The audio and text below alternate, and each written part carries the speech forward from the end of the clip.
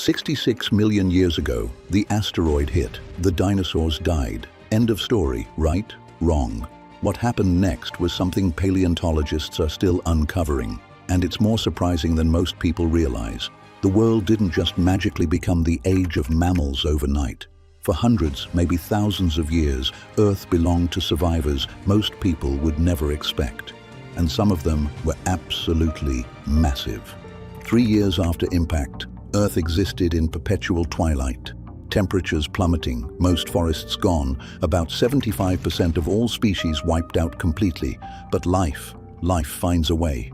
When the dust literally settled, when sunlight finally broke through that asteroid debris, the creatures that emerged to rule this new world weren't the small, furry mammals you might expect.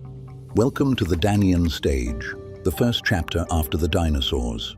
A world that looked familiar from space but was completely alien up close. The forests that did return were eerily uniform. Instead of the rich diversity of the Cretaceous, just a few types of conifers dominated everywhere. Classipolis trees created these monotonous landscapes stretching for hundreds of miles. The strangest part? The silence. No thunderous footsteps of Triceratops herds, no bone-chilling roars of tyrannosaurs, just quiet. Almost nothing moved that was bigger than a house cat, except for one group that was absolutely thriving, crocodilians. These survivors sailed through the asteroid impact like it was nothing. Their slow metabolism, semi-aquatic lifestyle, and bomb-proof body design made them nearly extinction-proof. While mammals were still rat-sized, crocodiles like Botosaurus and Borealosuchus were pushing 15 feet long and ruling as apex predators. Some of these giants had literally lived alongside T-Rex in Hell Creek, and they were still here when the king was gone. Some crocodiles went fully terrestrial. Zulumasuchus was small, but its descendants would eventually become the largest land predators since T-Rex himself, evolutionary revenge at its finest. Crocodiles weren't the only reptiles having a party. Snakes exploded in diversity, monitor lizards grew to massive sizes, even iguanas became dominant ecosystem players. But the real winners were the most unlikely rulers anyone could imagine. Turtles. Listen to this statistic. 80% of Cretaceous turtle species survived into the Cenozoic. Compare that to mammals. Only 7% made it through. For a brief time, Earth was essentially planet turtle. They were everywhere, in huge numbers, and some species were absolutely massive compared to other Danian life. Being abundant also made them the perfect prey for those massive crocodiles. Fossil evidence shows crocs had turtle on the menu constantly. So far, this doesn't sound like the Age of Mammals at all. Mammals were there, and they were changing fast. For the first time ever, some reached sizes larger than a sheep. Still tiny by Mesozoic standards, but it was progress. The mesonychids appeared almost immediately after the impact, and they were something completely new. The first mammals to truly become apex predators. A mesonychid like Disacus wouldn't compare to any living animal. Large head, powerful jaw muscles, stocky build. They looked more like something from an alien world than any creature we recognize today. Don't let the awkward appearance fool you. These were efficient killers.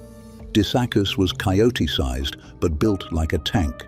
Some paleontologists think they might have been the fastest runners of their time, which was terrifying, since they were also often the largest predators around. Then came Ankylagon, bear-sized, but scarier than any bear. Why? Those blunt teeth.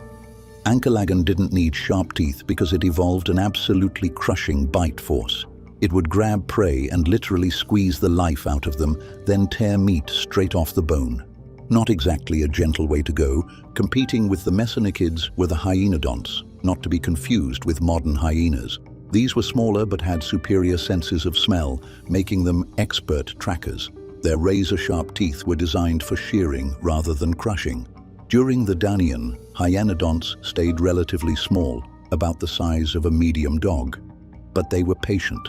Eventually, they would overthrow the mesonychids entirely, growing to massive sizes and becoming the dominant predators for millions of years. Other mammal groups were experimenting too. The Pantodonta and Teniodonta filled various ecological niches, some as omnivores, others as specialized herbivores. but all remained relatively small compared to what was coming. If the land was strange, the oceans were where things got really interesting. With mosasaurs and plesiosaurs gone, a familiar group stepped up to fill the void: sharks. Lots and lots of sharks. Of 28 shark families that existed during the final days of the dinosaurs, only 3 went extinct. 25 groups were still cruising the Danian oceans. Leading the pack was Otodus, meaning ear-shaped tooth. These weren't just any sharks.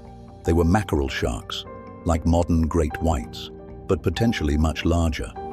Within just 1 million years after the impact, multiple Otodus species had reached great white proportions. But some paleontologists think there was a third species, Otodus obliquus, that hit 30 feet long.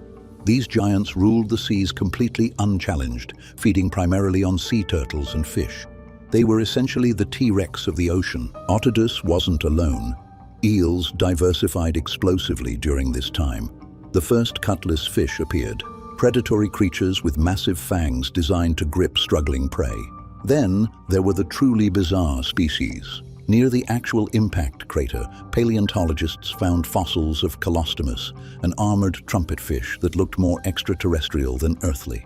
Its armor was rough, asymmetrical, and protruding, like a coral-encrusted nightmare. The fact that this creature existed so close to the impact site proved something remarkable. Marine life recovered incredibly fast, even in the most devastated areas. Perhaps the strangest survivor was Adeplodon, a chimera fish that reached over 11 feet long. Unlike sharks with their rows of replaceable teeth, these chimeras have permanent tooth plates designed for crushing, cutting, and tearing. For a brief time, these giants were among Earth's top marine predators, eating everything from hard-shelled creatures to any marine reptile stragglers still clinging to existence. Speaking of stragglers, ammonites, those iconic spiral-shelled cephalopods that defined the Mesozoic seas, didn't all die on impact day. Recent discoveries in Denmark and New Jersey revealed species like baculites and hoploscophites that survived for nearly 500,000 years into the Paleocene, the last remnants of a world lost to time, swimming in seas dominated by sharks. Sea turtles were thriving as well. Multiple species spread across the globe's oceans, becoming a primary food source for the massive sharks and marine crocodilians that patrolled the waters. In freshwater systems, the anguilliforms, true freshwater eels, made their first appearance. These weren't the marine eels that had existed before, but an entirely new evolutionary experiment that would prove incredibly successful. What about the skies? For millions of years, pterosaurs had dominated the airways. Who replaced them after the Great Dying? Initially, insects ruled the air again, but even they hadn't fully recovered, which was probably good news for anyone afraid of giant prehistoric bugs. Among the most common were butterflies, a pleasant change from the massive predatory insects that had terrorized earlier periods. Birds, the dinosaurs that actually survived, were still recovering. Contrary to popular belief, only a small handful of bird lineages made it past the Cretaceous extinction. Their full recovery would take an additional 15 million years. The few bird species that did exist were small, ground-dwelling creatures that looked nothing like the aerial masters we know today. Even the plant world told a story of survival and recovery. The famous fern spike in geological layers shows how these hardy plants quickly colonized the devastated landscapes. Flowering plants, angiosperms, were beginning their slow march toward dominance. But for now, the world belonged to hardy conifers and opportunistic ferns. Climatically, the Danian world wasn't that different from the late Cretaceous. Temperatures remained warmer than today, with subtropical conditions extending much further toward the poles. But the decreased plant diversity meant less carbon sequestration, leading to gradual atmospheric changes that would influence evolution for millions of years to come. Every fossil site from this period tells the same story.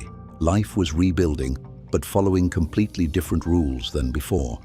In North America, the Fort Union Formation preserves incredible snapshots of these early Paleocene ecosystems. In Europe, the Danian type section in Denmark reveals marine communities dominated by sharks and surviving invertebrates.